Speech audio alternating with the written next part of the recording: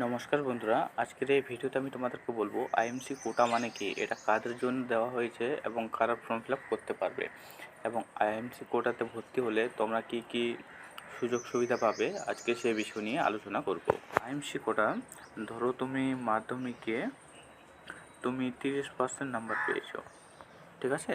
তুমি নাম্বার পেয়েছো 30%, এবং তুমি চাইছো যে ইলেকট্রিশিয়ান বা ফিটার পেতে, ঠিক আছে? ইলেকট্রিশিয়ান বা ফিটার পেতে, তো তার জন্য তোমাদেরকে ভালো নম্বর পেতে হবে মাধ্যমিকে। আগে কি হতো, আগে একটা এক্সাম হতো, এক্সাম হয়ে তারপর সিলেক্ট করা হতো। এখন তো সেটা চেঞ্জ হয়ে গেছে, এখন মাধ্যমিকের ভিত্তিতে তুমি মাধ্যমিকে কত নম্বর পাবে সেই হিসাবে তুমি তোমার মনের মতো ট্রেড পাবে। তো কিভাবে তোমরা এখানে বুঝবে আইএমসি কোটা মানে কি? তো দেখো, আইএমসি কোটা তাদের জন্যই যাদের মানে মাধ্যমিকের নাম্বার কম রয়েছে এবং কলেজ দূর হয়ে যাচ্ছে এবং অসুবিধা হয়ে যাচ্ছে খুব, তাদের জন্য এটা রয়েছে।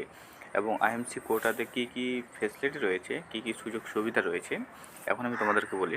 দেখো, আইএমসি কোটা মানে হচ্ছে, এটা কিন্তু সম্পূর্ণ সরকারি কলেজ, ঠিক আছে? আইএমসি কোটা হচ্ছে সম্পূর্ণ সরকারি কলেজ, এটা কোনো বেসরকারি নয়। তোমাকে এনসিভিটি দ্বারাই তোমাকে সার্টিফিকেটটা দেওয়া হবে। আইএমসি কোটা হচ্ছে তোমার, সে যেরকম আমরা অ্যাডমিশন নেই কলেজে গিয়ে, সেখানে আমাদের কত 200 টাকা অ্যাডমিশন ফি লাগে, তো সেক্ষেত্রে তোমাদের কিন্তু চার্জটা বেশি লাগবে। আইএমসি কোটাতে মিনিমাম তোমাদের ধরে রাখো ট্রেড হিসেবে সেখানে নেওয়া হয়। তো আইএমসি কোটা মানে বলতে পারো টাকা দিয়ে সরাসরি ভর্তি হতে পারবে, মানে এরকম একটা সুযোগ রয়েছে। তো আইএমসি কোটা মানে তোমার নিজের ইচ্ছা মতন তুমি ট্রেড পাবে। ধরো তুমি ইলেকট্রিশিয়ান, ফিটার বা মেকানিক, ডিজেল বা এমএমভি নিয়ে তুমি ট্রেড নিতে চাইছো তুমি, সেক্ষেত্রে তুমি পেতে পারো, কিন্তু তোমাকে কিন্তু টাকাটা দিতে হবে। এটাই হচ্ছে পার্থক্য। ওটা হচ্ছে কম টাকা দিবে সরকারি হিসেবে, 200 টাকা, আর আইএমসি এটাও সরকারি হিসেবে, কিন্তু এখানে একটু বেশি টাকা দিতে হবে। ধরো তুমি সরকারি হিসেবে তুমি ভর্তি হলে, ঠিক আছে, তুমি সরকারিতে তুমি চান্স পেলে, 200 টাকা যেটা অ্যাডমিশন ফি সেটাই তুমি করেছিলে, তুমি চান্স পেয়ে গেছো এবং তুমি ক্লাসও শুরু করে দিয়েছো কলেজে, ঠিক আছে? তো তুমি এবার কি করবে, দেখো, তুমি কলেজে 3টে পরীক্ষা হয়। দুটো তো এমনি টেস্ট পরীক্ষা হয় এবং তারপরে সিবিটি পরীক্ষা হয়, ঠিক আছে? সিবিটি এক্সাম হয়। তো ধরো তুমি এই দুটো পরীক্ষা তুমি দিলে না, সরকারি তুমি চান্স পেয়েছো, তুমি দুটো পরীক্ষা তুমি দিলে না, সেক্ষেত্রে কিন্তু তোমার নাম্বারটা কিন্তু কমে যাবে অনেকটাই, ঠিক আছে?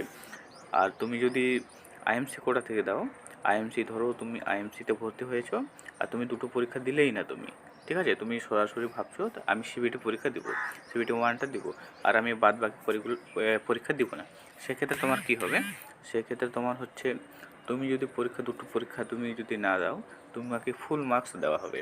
আইএমসি কোটাতে এটা ভালো সুযোগ রয়েছে, মানে ভালো বেনিফিট বলতে পারো, যে এটা তুমি যদি পরীক্ষা না দাও সেক্ষেত্রে তোমাকে পাস করানো হবে, এবং তুমি যদি সিবিটি এক্সামই শুধু দাও সেক্ষেত্রে তুমি পাস।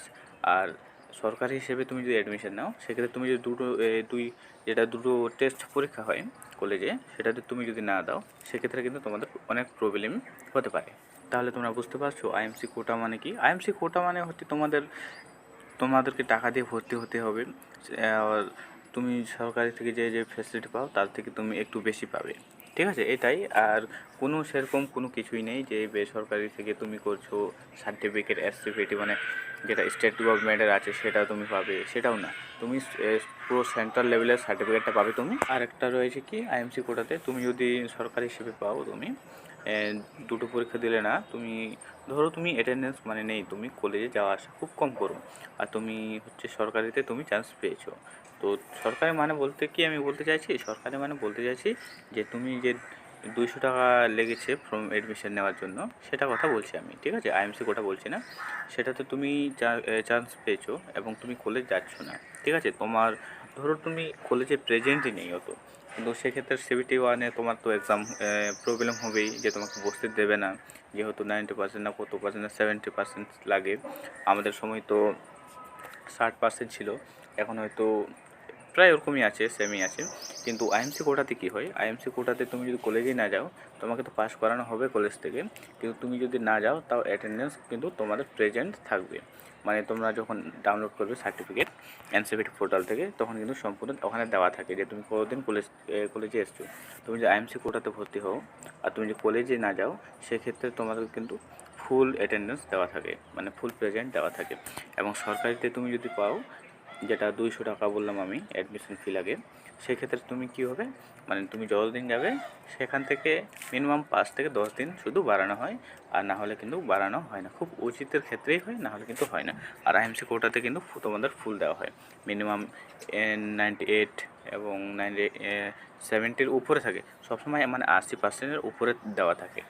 আমার তো ছিল মিনিমাম 90%-এর উপরেই ছিল আমার, যেহেতু আমি সরকারি হিসেবেই পেয়েছিলাম, কিন্তু তাও আমি কলেজে যেতাম আমি, তো আমার 90% উপরে ছিল। আমাদের বন্ধু যারা ছিল তারা সেম আমার মতোই ছিল সবারই।